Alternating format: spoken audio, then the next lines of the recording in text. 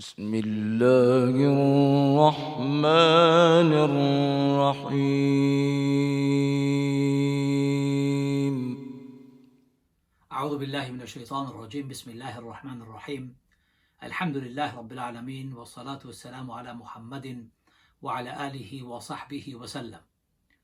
Assalamu alaikum wa rahmatullahi wa barakatuh. My dear brothers and sisters, I hope you're well. Considering that we are facing a terrible time in our society today, in our country, in our world, not just in the UK, the global population of the whole of humanity is in dire strait. We've all been afflicted by this calamity, this pandemic that is called coronavirus or COVID-19, the medical term for it. This infection is a vicious infection.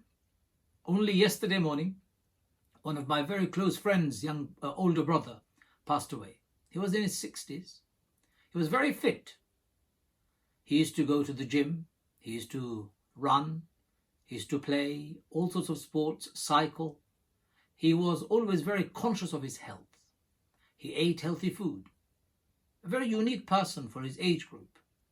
Yet 12 days ago, he was inflicted with this virus. And sadly, after 12 days of struggle, eventually all his internal organs collapsed. They all caved in to the pressure of and the vicious attack of this COVID-19 virus. My brothers and sisters, COVID-19 virus is not an ordinary virus. It's a virus that it doesn't only take you and me, but it takes people of all age group.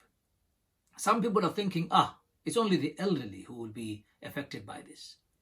The truth is, it is not only the elderly. It's of all age group, man, woman, and children, young and old, strong and weak, fit or unfit. It doesn't matter. Whether you're the Prime Minister, our own Prime Minister of our country in the UK currently is in a very bad state in ICU, of course, as you know. Brothers and sisters, we cannot be complacent over this. What I would like to talk about is how do you deal with the death and the burial of those who have passed away from our families. Firstly, I would like to extend my sadness and my commiseration to everyone who has lost any member of their family. Many of our local musallis in our masjid would have passed away, and I've received the news of a few recently. We make dua that Allah accepts all of their death as death of shahada, martyrs, as we know from the hadith of Rasulullah, that if during a plague or an epidemic like this or a pandemic like this, you stay at home patiently waiting only for the reward from Allah and believing that Allah is the only one who could harm you or benefit you. And if you die in that process, if you live in that process, you get the reward of a martyr. And anyone who dies from a plague, Rasulullah said, is going to be considered a person who has died like a martyr. Those who die to achieve this accolade, Allah has offered this accolade to all of us. What I want to talk about today to you, my brothers and sisters, is that globally 1,400,000 people have been affected approximately, out of which more than 75,000 people have died. And in the UK alone, we have more than 7,000 people who have passed away. In Spain, currently the figure is over 16,000. In America, number is growing. In Italy, we have seen one of the worst cases, and it started all in China. Things are getting bad and it's going to get worse. Many countries like Bangladesh, Pakistan and India, because of the density of population, people live very close by. This pandemic is going to get worse. We are very fortunate that we have a very amazing, brilliant infrastructure for our health, the NHS. We should be grateful for it, and we should thank Allah for it, and we should thank the nurses and the doctors and the frontline staff who are risking their own lives to protect us. Seriously, my brothers and sisters, I make dua for them every day that Allah gives them the best reward that they deserve.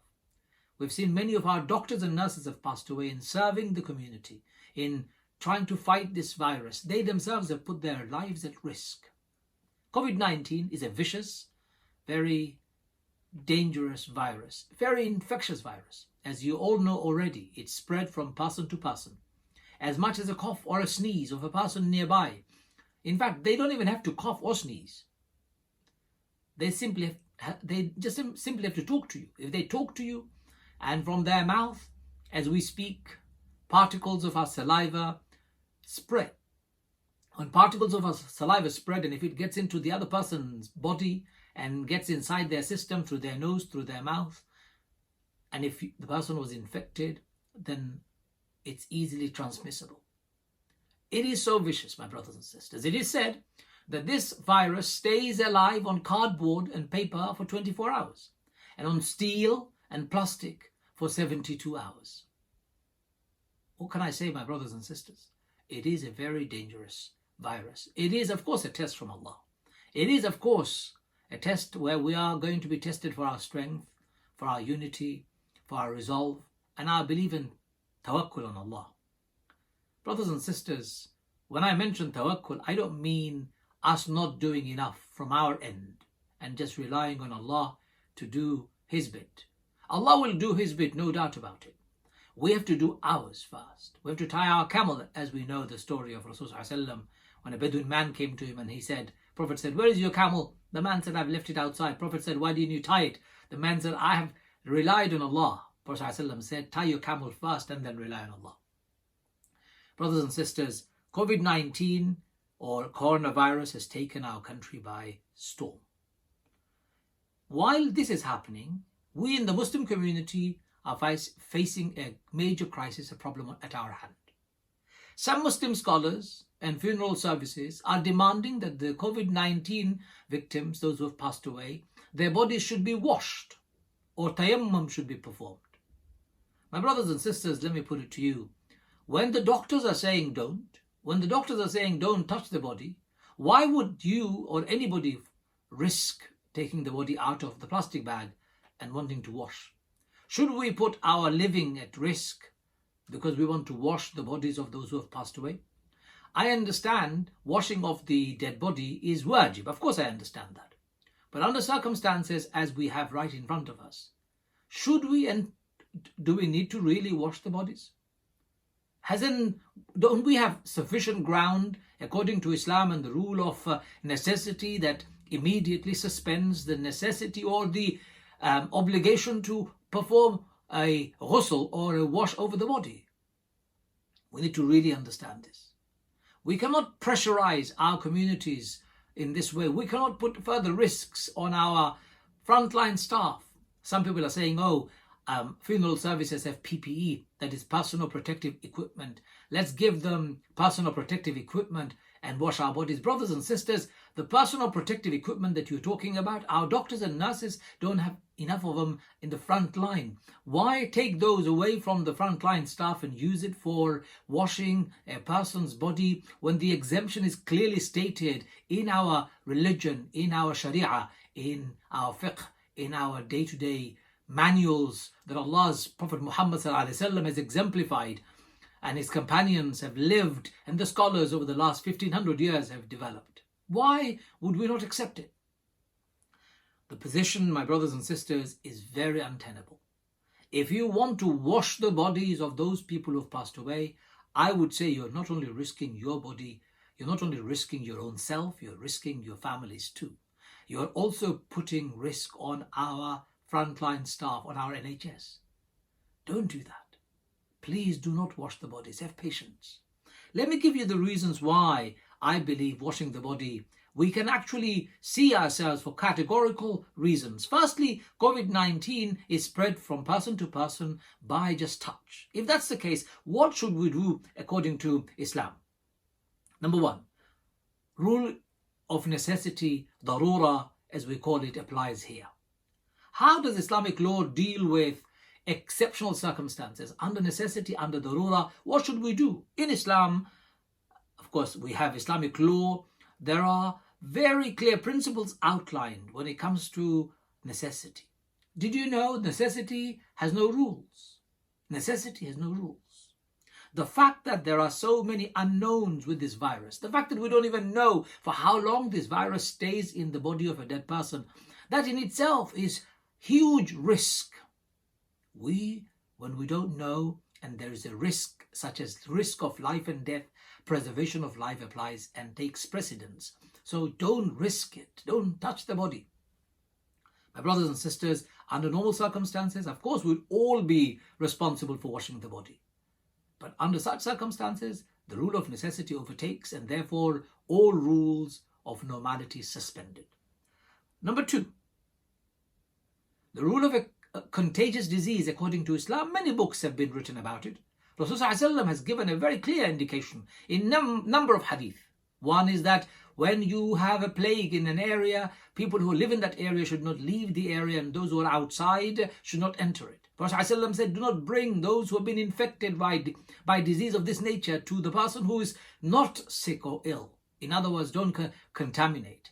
Isolation, lockdown, and non-contamination is what Islam teaches.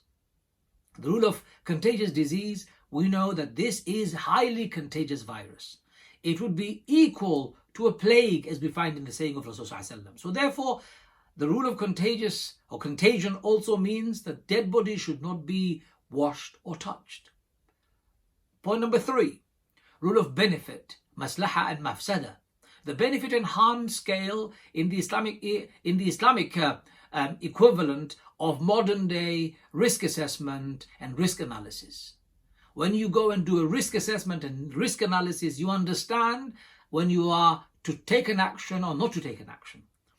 If there are overwhelming benefit, then of course you take the action. If there is overwhelming harm, then you don't take the action. And if there is doubt on the issue as to whether there's going to be harm or benefit, abandon it. This is the rule of maslaha and mafsada according to Islam. So under the rule of benefit and harm, the body should not be touched or washed. Number 4, my brothers and sisters, rule of a shaheed, a person who dies in the battlefield. We know, according to the saying of the Prophet of Allah, sallallahu alaihi wasallam, they die as a shaheed, right? And you should not wash them. You should bury them as you find them. According to the same Prophet's saying, our beloved Prophet Muhammad sallallahu alaihi wasallam's own saying, anyone who dies of a plague dies like a martyr. If they have died like a martyr, and we are in an exceptional situation, and they've been inflicted by a plague that is contagious, why would you want to touch the body? Why would you want to wash the body? I don't understand. It makes no sense to me when people insist that the body should be washed. So, point number 4, COVID-19 dead, those people who have passed away, a shaheed. And they have died in an extremely contagious infection. And therefore their bodies should not be washed or even touched. Point number 5, if washing is not possible, then some people are saying, let's do tayammum. Brothers and sisters, when the rule of wash has been suspended, isn't it logical for us to also understand that the rule of tayammum would also be suspended? We can't touch the body. How are you going to do tayammum? I've heard people calling me saying, can we sprinkle some dust over the plastic bag or the coffin? Why, my brothers and sisters? Why choose a hard way when Allah and His Prophet Muhammad sallallahu alaihi wasallam have both clearly stated? Allah says in the Quran, يُرِيدُ اللَّهُ بِكُمُ الْيُسْرَ وَلَا يُرِيدُ بِكُمُ الْعُسْرَ. Allah wishes ease on you, not difficulty. Why choose difficulty? In difficulty there is no piety. Rasulullah said, when you have 2 choices to make, between 2 choices, choose the easier of the 2. Facilitate for people. Do you know, one mosque called me up recently and said, there's a lady who has died from COVID-19 and we don't have any ladies who can come and wash the body. All of them have been banned from coming. Their husbands have prohibited them. Their families have said they can't come. So we don't have any woman. Can a man just do tayammum over the body? I said, it is ridiculous. Why would you even think like that? Forget about doing tayammum. You're not allowed to touch the body. You're not allowed to wash the body. You're supposed to leave the body in the plastic bag and bury the person with janazah in their coffin to protect yourself and to protect our communities. My brothers and sisters, therefore, COVID-19 deceased should not be touched, should not be washed. nor should we do tayammum on them. Point number 6. Unfortunately, the PPE equipment that some funeral services are claiming that they have in their own facilities. You know what, brothers and sisters, if you have PPE equipment in your funeral facilities, give it to the frontline staff at the hospital. Those doctors and nurses who are exposed to this coronavirus while treating dying patients, let them protect themselves. Why would you even, as far as I'm concerned, there are lots of people who are saying, I'm volunteering to wash. I've even seen a video of somebody saying, please come and volunteer. I've heard an imam saying, we've got 60 to 100 people who have volunteered. You want volunteers to wash such a contagious, disease-ridden person who has died out of it? You're risking yourself. In fact, you're being absolutely callous about it. Volunteers should not be washing such a body. It should be professionals. I'm saying very simply, using all rules of Islam, leave the body alone. Leave the body alone. Don't take it out of the plastic bag. Give that person a funeral that they deserve. Of course, nowadays with restrictions on funeral, we have to be very limited to what we can do. Bury the person, of course, do the funeral and pray for them. Did you know, brothers and sisters, you can do as many funerals as you want. Do funeral, janazah ghaiba from your homes. Your family member, every family in every house, without coming together, do a janazah in each house. Make dua, Ya Allah, forgive this person. Ya Allah, accept their death as shahada. Ya Allah, give us the patience to be able to bear with the loss of our loved ones. That's what you should be doing, and not risking yourself, not putting yourself at risk, and not putting pressure on our NHS, and not exposing others to this risk where they could also be infected, and then they will also clog up the NHS where they are already struggling. Brothers and sisters, according to many scholars, not just me, you may be thinking, okay, he's talking. You know what? Let me quote you, Shaykh Akram Nadwi, a great scholar of our time. With the high risk in mind, I advise burying the body without ghusl or tayammum because, according to the established principles of Islamic law, to avoid or remove a known and serious harm, here the risk of spreading the infection to the living must be preferred to realizing a benefit, here cleansing the body of the deceased. Of course, janazah prayer should be performed and must be done without ghusl or tayammum. It doesn't make any difference whether you have ghusl or not, especially under such circumstances. This is according to Shaykh Akram Nadwi. Shaykh Abdullah Judai, a very senior scholar, he has been leading European Fatwa Council and research for a long time, reputable scholar globally. He wrote, and in his fatwa he wrote, it is compulsory to refrain from bathing those who die testing positive of coronavirus. They should be buried along with the performance of funeral prayer upon them, if that is possible, even if after their burial or in their absence. Do you want me to go on and on in telling you how many scholars have said and what evidences they've cited? Brothers and sisters, in conclusion, let me make it very clear to you. Based on Islamic principles outlined as I have done in my speech so far, expert medical advice from consultants, from anesthetists, from doctors, from neurologists, those who are experts on viruses, all doctors, they've all given very clear indication that please, there is too many unknown factors. Don't go near the body. Keep it in the plastic bag, sealed. Our great ulama, Shaykh Akram Nadwi, Shaykh Abdullah Judai, Shaykh Haytham Tamim, a great scholar of our time, lives in London, who runs courses regularly, runs utruj, subhanallah. He has made this point very clearly to everybody. Do not wash the body. Do not wash the body. How else can I make this clear to you, my brothers and sisters? So to finish off, let me ask you a simple question. Would you put the living at risk because you want to wash the dying? Would you put the living at risk because you want to fulfill an obligation on those who have passed away, when exemption is already given and stated in the very rational, very detailed Islamic rules and regulations that we already have at our disposal? My brothers and sisters, I would like to remind you that this is a test from Allah. Our test is to be able to put away our emotion aside and look at the priorities, rationally look at the risks, and come together and protect ourselves. Our religion is about pragmatism, it's about wisdom, it's about using our brain, it's about being wise, not about being reactionary and emotional and not really making an objective decision. Those scholars who are saying that people should be given a ghusl, I challenge them, with respect of course. Please reconsider your position. You are putting people at risk and you're putting frontline staff at risk. So it's a test that we will lose our loved ones. It is a grave test that while we are losing our loved ones, we may not be able to offer tayammum, offer them, let me start that again. We may lose our loved ones in a way that we have never done before. We will not be attending or sitting next to them in the hospital.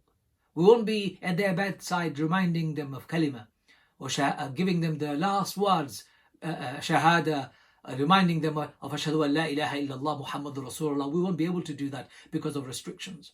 We won't be able to wash their bodies because of restrictions and the risks that it comes with. We won't be able to attend together the janazah because of the risk that is associated with it. We won't be able to attend the burial site like we normally do because of the risks associated with it.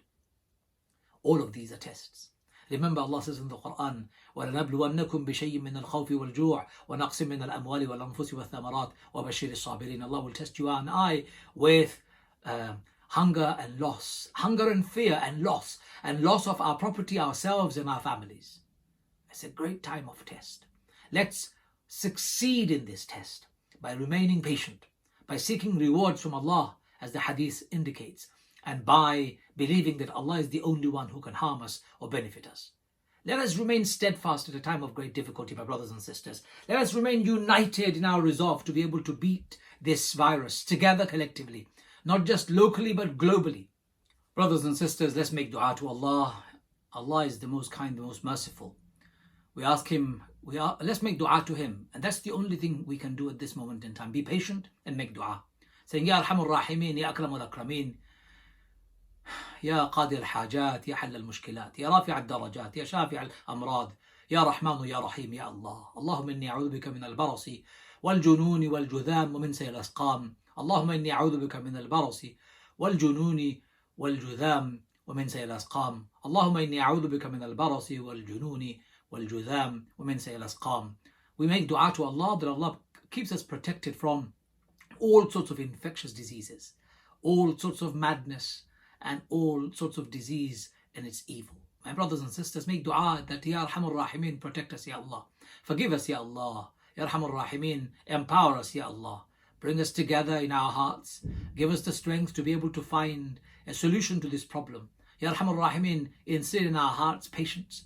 Instill in our hearts patience, in our minds wisdom, and in our behavior reliance on you and practical steps that we can take. Ya Arhamur Rahimin, instill in us wisdom and intelligence so that we can solve this problem, Ya Allah. Ya Arhamur Rahimin, whatever you have written for us will happen and we accept it. We also ask you to help us so that we can remain content and be patient at times of adversity and difficulty. My brothers and sisters, we make dua for those who have passed away, that Ya Arhamur Rahimin, Ya Akramul Akramin, have mercy on their souls. Accept their death as death of shahada. Accept their death and elevate them, their positions. Ya Arhamur Rahimin, Ya Akramul Akramin, give their families strength and abilities to be able to withstand through patience and perseverance at times of difficulty. And those who have been inflicted with this illness, Ya Allah, give them cure and shifa, a recovery that can be strong and stable and bring them back to their loved ones, Ya Allah. And Ya Arhamur Rahimin, for the rest of us, keep us protected, together, united, contented, in patience, only expecting rewards from you, Ya Arhamur Rahimin. ربنا تقبل منا إنك أنت السميع العليم وتب علينا يا مولانا إنك أنت التواب الرحيم. بفضل سبحان ربك رب العزة عما يصفون وسلام على المرسلين والحمد لله رب العالمين.